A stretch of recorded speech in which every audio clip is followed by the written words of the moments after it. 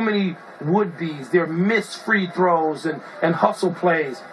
Magic, you were involved in so many memorable games in the finals.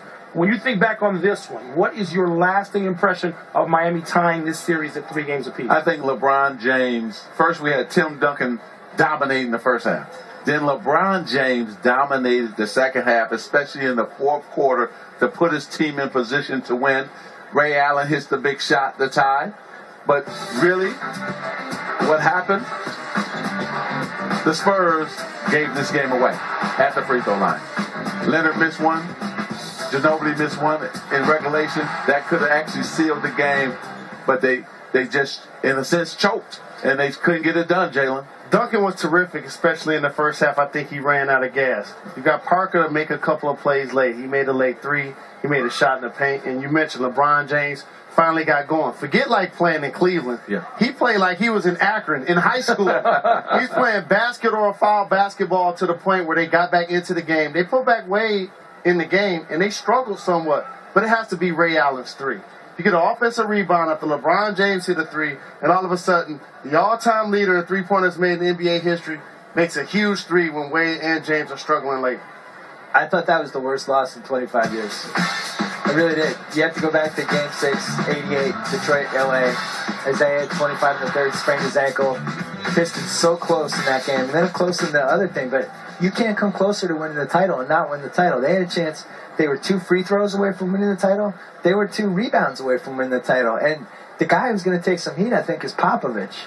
He took Duncan out both times when Miami got those offensive rebounds. And in the overtime, when they were down 1, he took Parker out of the game. They got the rebound. They had the ball 11 seconds left. Parker wasn't in the game. I didn't think Popovich coached a good game. I'm not blaming this whole thing on him, but I thought he made some big mistakes. And what about not fouling Ray Allen on the 3? Here's how close the San Antonio Spurs were to winning a championship. The trophy was being brought out right beneath our feet. They had cordoned off the court. The NBA was understandably and rightfully preparing for a victory ceremony, a championship ceremony for the San Antonio Spurs. And the trophy literally, and the platform it's on, being wheeled into the arena. 2 things, more than one thing can be true, guys. The Miami Heat hung in there. Their fans were sort of, there's a couple of fans left. A couple of Bronx cheers for LeBron, which I don't know how that's going to sit years later. I don't even know if he's aware of it. But Miami maintained its poise and kept playing. They hung in there, till they got the plays from LeBron and Ray Allen. But the other thing is true, the Spurs choked. I have never seen a Spurs team play with that lack of composure and that lack of poise. And both things can be true, and I think we're in this case. They had it rolling when they got fouled, I think, with 28 seconds to go. Up 4. Manu got fouled. Got fouled. They had all the momentum. Bench is celebrating. People were leaving. And I thought it was over. I did too. And the way they came back, the Heat, you got to give them credit. Here's Ginóbili right here at the line. Free throws actually Ginóbili, 37.2 seconds left when he goes to the line and misses the first of 2. But Magic, why would you take Duncan out defensively? And then Kawhi Leonard, by the way, with 19.4 seconds left. I'm just perplexed by that. I am perplexed by what Popovich did. I don't understand why I took him out. I don't understand. How many times do we have to see a team make a game-time free? Foul. Just foul somebody so they have to shoot free throws. I'll tell you why he took him out. You got to coach for Game 7. You can't necessarily feel like you're going to play him 48 minutes per se. The game goes into overtime. 10 seconds left. I'm talking about like at the beginning of the 4th. That you were talking Yeah. I'm talking about the beginning of the 4th. No, I was talking about the end of the game. How about Duncan wasn't on the floor, Boris Diaw was. How about this? The last possession, okay, a 3-point game. You have Tiago Splitter in the game setting the flare pick, and Tim Duncan taking the ball out. I would think you have 5 3-point shooters in the game at that point. Well, first give Chris Bosh a lot of credit. He blocked the last 3-pointer by Green, but also he blocked Tony Parker's jump shot, too, that could have put the Spurs up by 1. Popovich made a couple big mistakes. The first big mistake he made, the Spurs was rolling at the end of the 3rd, up 10. You take both Tim Duncan and Tony Parker out. That's when Miami made their run. You said that in real time. This is a non-scoring team out there. Yes. It's time to go for the kill. He had Splitter on the floor, Diaw on the floor, and Diaw had decided quarters earlier he wasn't taking a shot outside of a layup. We should talk about Duncan on the first half. 3rd quarter, I don't know. 25 points. LeBron's 4th quarter for about 9 minutes there. And I was at Boston Game 6 last year. That's the best I've ever seen him play. You felt like he was going to score every time, get a layup for somebody. He brought them all the way back, ran out of gas. Then Parker makes the 3 and the 2.